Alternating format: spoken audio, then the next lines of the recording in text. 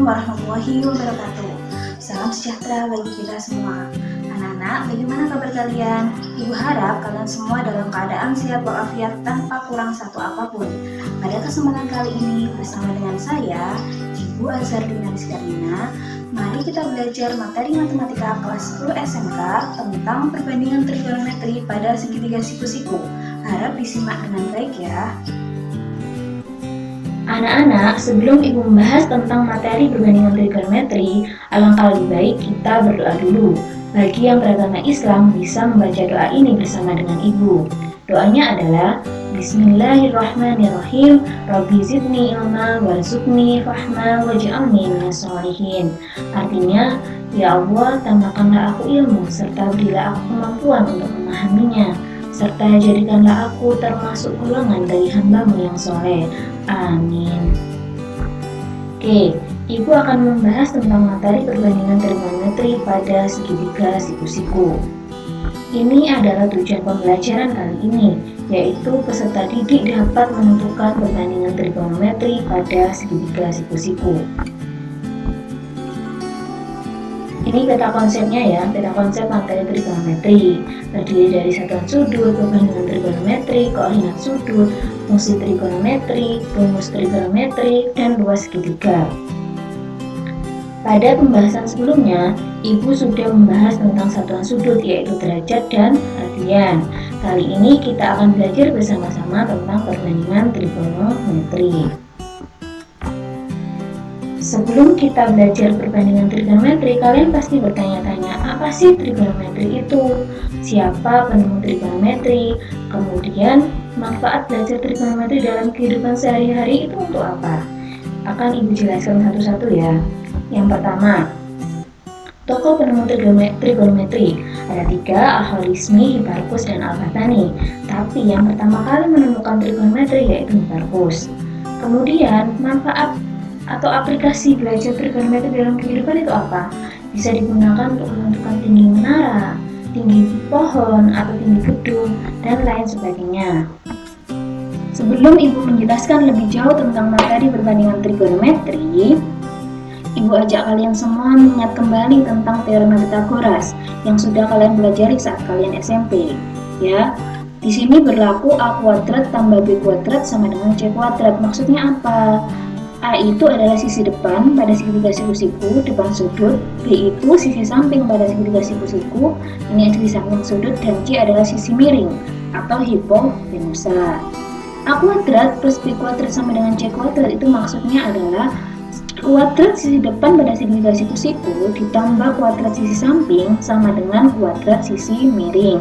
Jadi, kuadrat sisi miring pada segitiga siku-siku itu merupakan hasil penjumlahan dari kuadrat sisi depan ditambah kuadrat sisi samping. Kemudian, kalian juga harus mengingat tentang konsep kesebangunan segitiga. Dua segitiga dapat memenuhi syarat kesebangunan jika yang pertama ketiga sudut pada segitiga sama besarnya atau ketiga sisi segitiga sebanding, mempunyai nilai rasio yang sama. Pengertian trigonometri. Trigonometri berasal dari bahasa Yunani, trigonon yaitu 3 sudut dan metron artinya mengukur. Jadi trigonometri adalah sebuah cabang matematika yang mempelajari hubungan antara sudut dan sisi-sisi pada segitiga.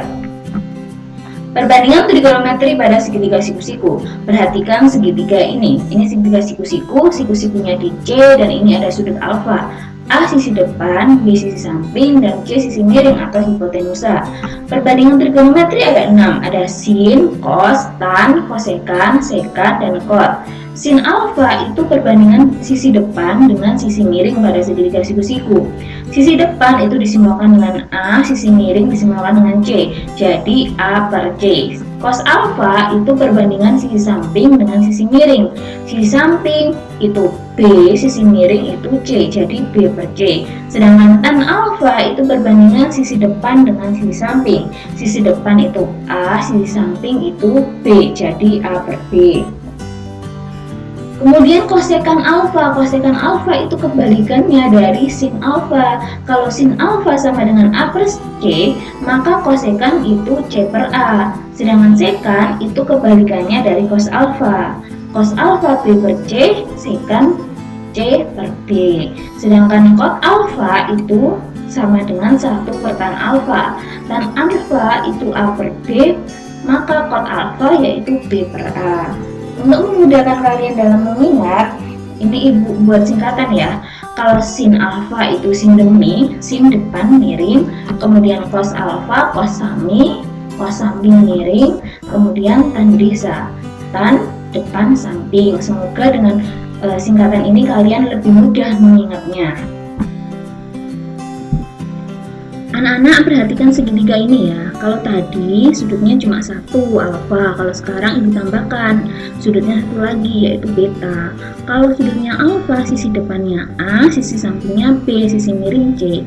Sedangkan kalau sudutnya beta, sisi depannya B, sisi samping A dan sisi miring C. Perbandingan trigonometrinya pun juga berbeda. Kalau sinus itu kan perbandingan trigonometri antara sisi depan dengan sisi miring segitiga kan. Kalau sinus alfa itu sama dengan A per C. Kalau sinus beta sama dengan B per C. Karena apa? Sisi depan pada sudut alfa itu A, kalau sisi depan pada sudut beta itu B. Sisi miringnya tetap sama C.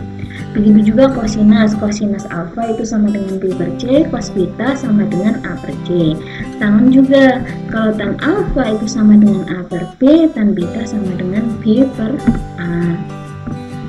Ini ibu berikan contoh soal. Tentukan nilai-nilai perbandingan trigonometri segitiga siku-siku di bawah ini. Ada segitiga siku-siku ABC, sudutnya alfa, beta, siku-sikunya di C, kemudian panjang AB-nya 5 cm, panjang BC-nya 3 cm. Untuk AC-nya tidak diketahui ya. Jadi kalian bisa mencari nilai AC itu lewat teorema Pythagoras dulu. Ini tadi C kuadrat sama dengan A kuadrat tambah B kuadrat. Oke, kalau dari segitiga ini berarti sisi miringnya AB kuadrat sama dengan BC kuadrat tambah AC kuadrat. Yang kita cari AC, makanya AC kuadrat sama dengan AB kuadrat dikurangi BC kuadrat.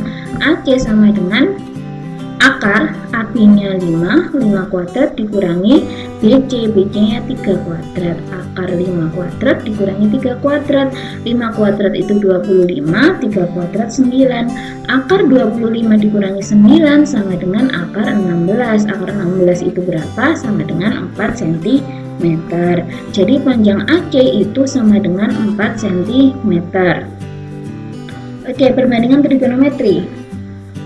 Sin alfa. Kalau ini sin alfa, berarti BC per AB karena sisi depannya BC, sisi miringnya AB. Jadi BC-nya 3, AB-nya 5, jadi 3 per 5. Kalau tan alfa itu sama dengan 3 per 4. Cos alfa itu samping per miring, sampingnya AC, miringnya AB. Berarti sampingnya 4 per 5. Kemudian kosekan alfa itu 1 per sin alfa. Kebalikannya ya, kalau sin alfanya 3 per 5, kosekan sama dengan 5 per 3. Kalau cot alfa itu 1 per tan alfa. Kebalikannya dari tangan alfa 3 per 4, makanya cot alfa sama dengan 4 per 3. Kemudian di sini cos beta itu perbandingan antara sisi samping dan sisi miring pada sudut beta. Cos beta sisi sampingnya yaitu BC, sisi miringnya AB, berarti 3 per 5. Sekan beta itu kebalikannya cos 5 per 3.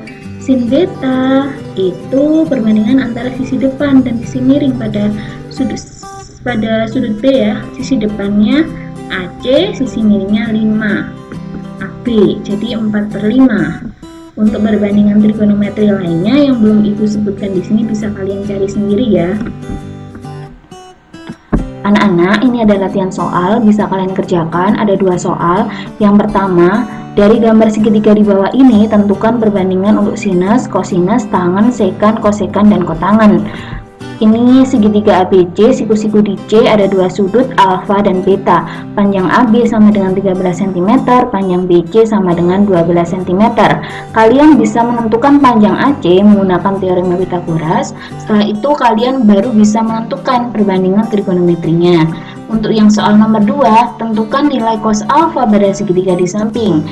Ini segitiganya, alfanya di sini, panjang BC-nya akar 5, panjang AC-nya 2. Anak-anak, sebelum Ibu mengakhiri pembelajaran kita kali ini, mari kita berdoa dulu. Bagi yang beragama Islam, bisa berdoa bersama dengan Ibu. Doanya adalah Bismillahirrahmanirrahim. Allahumma arinal haqqa haqqa warzuqna ittiba'ah wa arinal batila batila warzuqna ijtinabah. Artinya, ya Allah, tunjukkanlah kepada kami kebenaran sehingga kami dapat mengikutinya, dan tunjukkanlah kepada kami kejelekan sehingga kami dapat menjauhnya. Amin. Anak-anak, sampai di sini pembelajaran kita kali ini. Semoga apa yang Ibu sampaikan bisa bermanfaat untuk kalian semua. Sampai jumpa pada pertemuan berikutnya. Jangan lupa tetap semangat belajar. Wassalamualaikum warahmatullahi wabarakatuh.